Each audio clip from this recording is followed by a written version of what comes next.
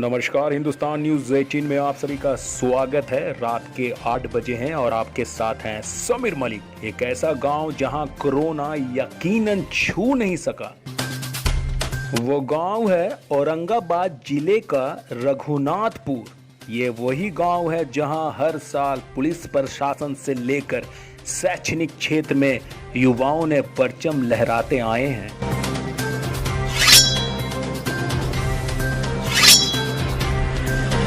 दरअसल इस अनलॉक 1 में जब हमारे संवाददाता ने इन लोगों से जाना तो बहुत सारी बातें खुलकर सामने आई।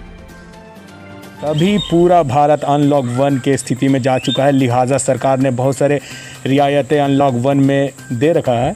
मैं अभी हसपुरा के इलाका जो कि रघुनाथपुर है गांव है, आप देख सकते हैं ये गांव का इलाका है और काफ़ी सन्नाटा पसरा हुआ है। वजह यह है कि कोरोना वायरस एक ऐसा वायरस जो पूरे हिंदुस्तान से लेकर पूरे दुनिया की अर्थव्यवस्था को बैठा कर रख दिया है। तो चलिए जानते हैं, इस गांव के कुछ लोग हैं, उनसे पूछते हैं उनकी क्या स्थिति है इस कोरोना महामारी में। क्या नाम है आपका? मेरा नाम हुआ MD अरमान खान। आप क्या काम करते थे? मैं पहले इससे पहले दुबई में रहता था। मैं वहाँ पे सुपरवाइज़र पोस्ट पे मेंटेनेंस फील्ड में पोस्टेड था और वहाँ से छुट्टी आने के बाद मैं यहाँ लॉकडाउन में फंस गया। गाँव में लॉकडाउन के होने की वजह से हमारे गांव के बहुत सारे नौजवान हैं जो आए और आ करके यहाँ पे स्टक हो चुके हैं गांव में पूरी अच्छी तरह से। और हमारे गांव में किसी भी तरह का कोई बेरोज़गारी का बेरोज़गार हो चुके हैं, कोई भी साधन नहीं है कि हम लोग यहाँ पे कुछ कर सकें। अब ऐसा ये है कि जब पूरा भारत फिर से अनलॉक हो जाएगा तो उसके बाद फिर आप वापस जाएंगे काम पे? अभी तो बहुत मुश्किल है जाना, क्योंकि अगर वहाँ पे अगर गल्फ़ कंट्री का अगर गवर्नमेंट अगर चाहती है, लेकिन अगर कंपनी पूरा एबल नहीं है हमें बुलाने के पक्ष में, या वो आर्थिक स्थिति से सभी लोग जूझ रहे हैं, तो हम लोग नहीं जा सकेंगे। और अभी बहुत टाइम है हम लोग को फिर से उभरने के लिए। तो हम लोग चाहते हैं हमारा सरकार, माननीय मुख्य प्रधानमंत्री मोदी जी से और हमारे बिहार के मुख्यमंत्री नीतीश कुमार से, कि वो हम लोग के मतलब जो बेरोज़गार बैठे हुए हैं उसके लिए कोई रोज़गार मुहैया कराएं।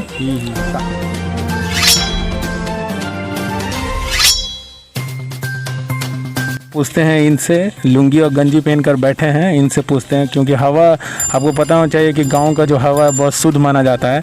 और मेरे ख्याल से अगर गांव के लोगों में ही सबसे ज़्यादा स्टेमिना होता है, क्योंकि उनको कोरोना से आपको डर लगता है? डर तो लगता है, ज़रूर लगता है। और हम कोरोना जब आया था तो क्या लगा था आपको कि क्या क्या आ गया है भारत में? हम लोग के यहाँ देहात में जो न्यूज़ के ज़रिए या जैसे भी कोरोना के बारे में मालूम चला तो हम लोग तो बहुत डरे हुए थे, इसलिए कि इसके बारे में पूरी सच्चाई मालूम नहीं थी। ठीक है ना, धीरे धीरे हमको मालूम चला तो अभी तो मसला ठीक है। और कोरोना तो बहुत दहशत फैला दिया था हम लोग को, हम लोग घर से भी नहीं निकल रहे थे। अभी तो हम लोग निकलने लगे हैं कुछ। क्या कोरोना के बाद तो पूरा कैसा बिजनेस का आपका? अभी मेरा बिजनेस 3 महीने से तो एकदम ठप हो गया है और पब्लिक कंसल्ट ही ख़त्म है बिल्कुल एकदम।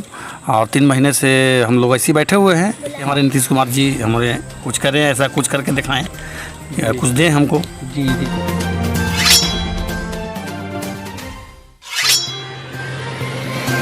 रघुनाथपुर के लोगों ने बताया, लॉकडाउन के बाद से अभी तक बिजनेस सारा ठप हो गया, लिहाजा मुख्यमंत्री नीतीश कुमार से आग्रह किया है कि गांव के लोगों के लिए कुछ अच्छा काम करें। क्या नाम है आपका? जी, मेरा नाम निशात आलम हुआ। कोरोना को लेकर क्या डर, कैसा डर का माहौल था इस रघुनाथपुर में? लोगों के अंदर एक दहशत थी कि इस बीमारी से शायद हम लोग ऐसी बीमारी आई जिससे हम ना बच सकें, और मतलब लोगों को समझ में नहीं आ रही थी कि कैसे। लोगों का मानना ये था कि हर 100 साल बाद ऐसा इस तरह की चीज़ आता है। क्या इस पे आप भी यकीन करते हैं? ऐसा कुछ तो नहीं है, लेकिन जो कुछ प्रीवियस जो रिकॉर्ड देखा गया उसमें लग रहा है कि हर 100 ईयर्स के बाद कुछ न कुछ इस तरह के हालात बनते हैं, जिससे कोरोना जो जैसी बीमारी है उसमें ही सारे लोगों को अब रहना है, सारे काम का सारे सब कुछ उसी कोरोना ही में करना है।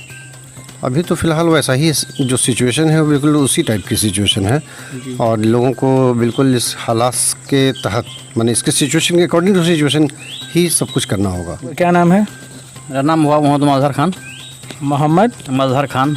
मजहर खान जी, आप बताएंगे कि जब कोरोना आया था, पता चला था कि रघुनाथपुर में जितने भी लोगों को कि कोरोना एक वायरस आया है जो छींक देने से, छू लेने से हो जाता है, तो उस वक्त क्या फील था, क्या लगा आपको?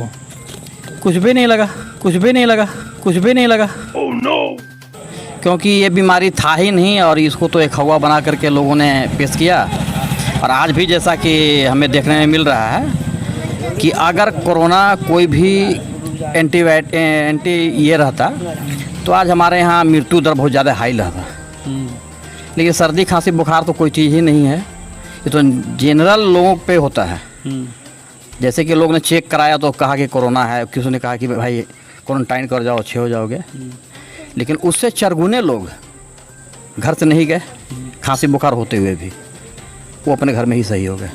तो हम कैसे मान लें कि कोरोना यहाँ पे आया था मेरे यहाँ। अच्छा, आपका कहना ये है कि रघुनाथपुर में कोरोना नहीं आया था, यहाँ पे कोई ऐसा केस पॉजिटिव कुछ भी हसपुरा के इस इलाके में भी नहीं, एक भी नहीं।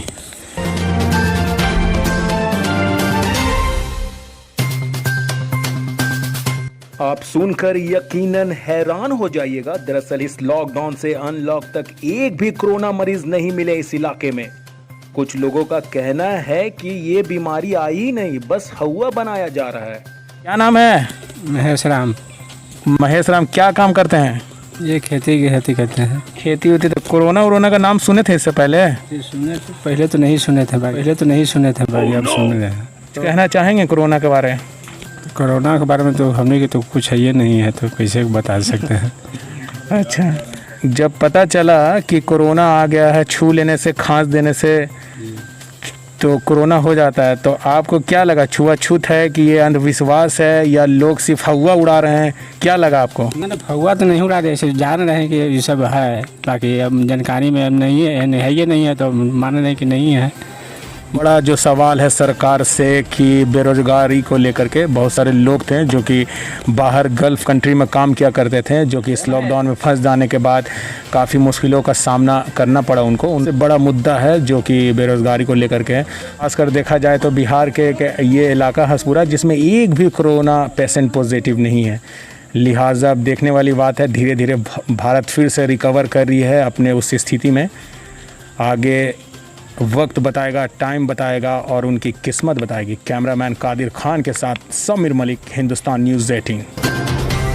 देश और दुनिया की ताज़ा खबरों के साथ जुड़े रहने के लिए हिंदुस्तान न्यूज़ 18 को लाइक करें और सब्सक्राइब करें।